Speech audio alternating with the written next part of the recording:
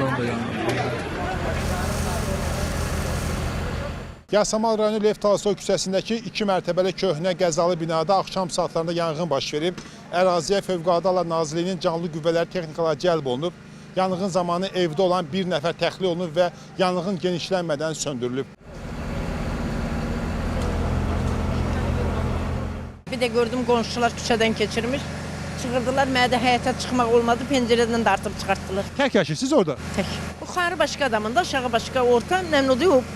Dəmir pəncərə sınıb, bax oradan. Hamı köçüb, bir dənə mən qalmış. Xəsarət almamısınız? Qala boğulmuşdum da, dartdılar, çıxartdılar. İndi baba tamam, amma belə gedirəm də. Fövqəladə Hallar Nazirliyi 112 qaynar xəttinə saat 21-24 dəqiqədə Yasamal rayonu Tolstoy küçəsində yanğın haqqında məlumat daxil olmuşdur. Dərhal Dövlət Yanğından Mühafizə Xidmətinin qüvvələri yanğın yerinə cəlb olunmuşdur. Yanğın bölmələri tərəfindən yanğın qısa müddətdə söndürülmüşdür.